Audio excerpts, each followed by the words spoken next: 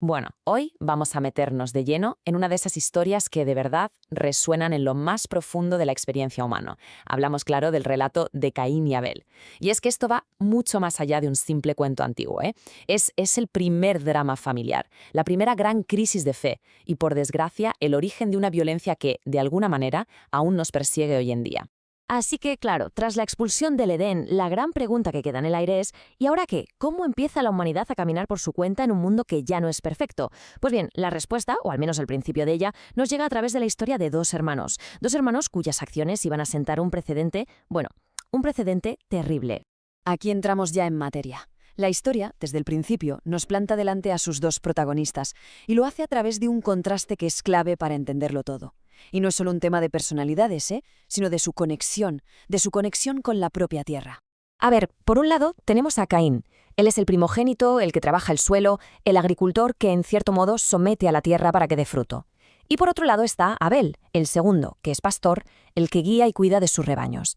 Y como no podía ser de otra manera, cada uno presenta una ofrenda que es básicamente la esencia de lo que son. Caín trae los frutos de su cosecha, el resultado de su esfuerzo. Abel, en cambio, presenta lo más valioso de su rebaño, los primogénitos, es decir, un sacrificio de vida. Y aquí es donde todo se tuerce. Resulta que Dios mira con agrado la ofrenda de Abel, pero no la de Caín. La pregunta del millón, claro, es ¿por qué?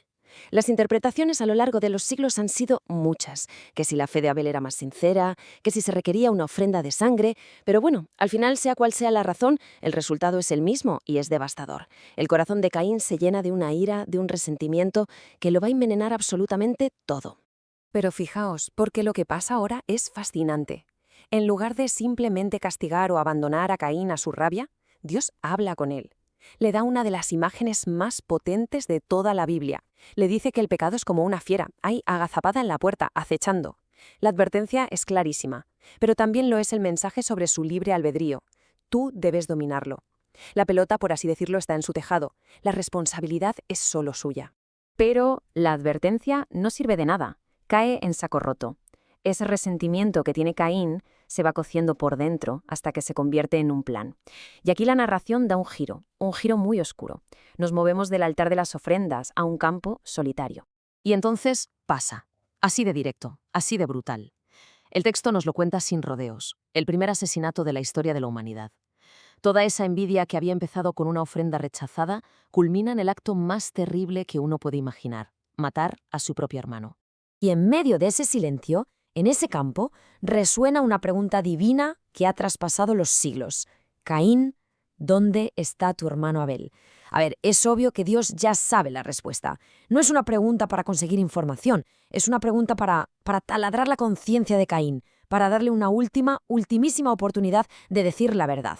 Y la respuesta de Caín, bueno, se ha convertido en una de las frases más famosas y, sinceramente, más escalofriantes de la historia. Es una evasiva, sí, pero es también un desafío.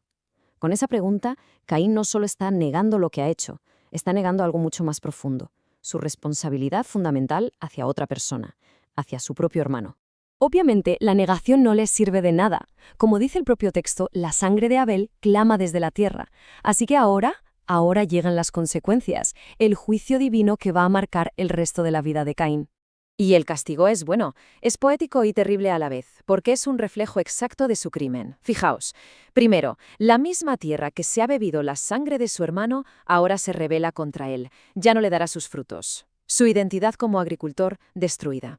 Segundo, se convierte en un vagabundo, un errante, condenado a no tener raíces ni un lugar al que llamar hogar. Y tercero, que es quizás lo más profundo de todo, el exilio de la presencia de Dios, una soledad espiritual absoluta.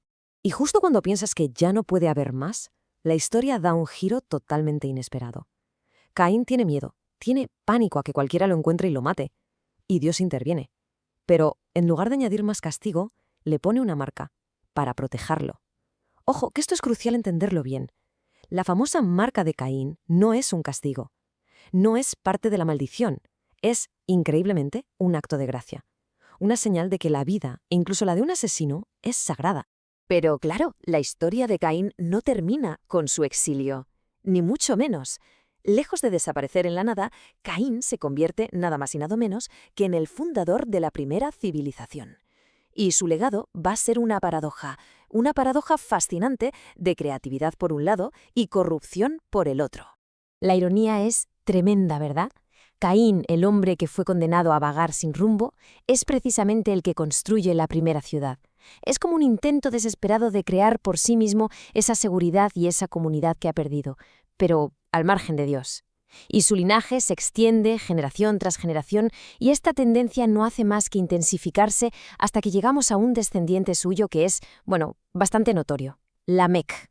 Y es que es a través de esta descendencia, la de Caín, que la humanidad da sus primeros grandes saltos como civilización. Fijaos en lo que aportan los hijos de Lamec. Tenemos la ganadería organizada, tenemos la música, los instrumentos, la belleza del arte y también la metalurgia, el poder de forjar herramientas de bronce y de hierro. O sea, la industria, la cultura, todo parece florecer, curiosamente en el linaje del primer exiliado. Pero, y es un pero gigantesco, todo este progreso material viene de la mano de una decadencia moral que da miedo. La violencia ya no solo se comete, se glorifica. Lamec se jacta, presume de haber matado a un hombre por una simple herida. Y su arrogancia es escalofriante. Dice, si por Caín se vengaría 7 veces, por mí será 77. O sea, el pecado de su antepasado no solo se ha repetido, es que se ha multiplicado de forma exponencial. Y justo cuando parece que el legado de Caín, ese legado de progreso y violencia, es el único futuro posible para la humanidad, la historia nos da un respiro, nos ofrece un contrapunto. Nace un nuevo hijo, Set. Y su linaje va a ofrecer un camino radicalmente distinto. Y así de simple, después de todo el caos, Adán y Eva tienen otro hijo, le ponen por nombre Set. Y su nacimiento se presenta casi como un momento de calma, de restauración. Después de toda la violencia y la arrogancia que hemos visto, este nuevo comienzo representa la posibilidad de que exista otro camino para la humanidad. Las palabras de la propia Eva lo dicen todo, ¿verdad? Para ella, Set no es un simple reemplazo de Abel. Lo ve como una restitución divina, como si fuera el heredero del espíritu de Abel, el que está destinado a continuar esa línea de piedad que la violencia de Caín intentó borrar del mapa. Y aquí, en esta frase tan corta, reside la diferencia fundamental entre los dos linajes. Mientras que los descendientes de Caín se definían por lo que hacían, ya sabes, construir ciudades, forjar metales, crear música, la descendencia de Set se define por a quién se dirigían. Su gran legado no es algo material, es espiritual.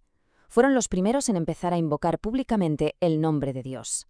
Y así, esta historia milenaria nos deja plantados en una encrucijada que, si lo pensamos, ha definido toda la historia humana. Por un lado está el camino de Caín, el del progreso, la innovación, la autoafirmación, pero a menudo manchado de violencia y arrogancia. Y por otro el camino de Set, el de la piedad, la comunidad, la búsqueda de algo más allá, de un propósito trascendente. Y la pregunta que esta narración nos lanza, y que sigue tan vigente hoy, es: ¿cuál de estos dos legados define mejor el curso de nuestra historia?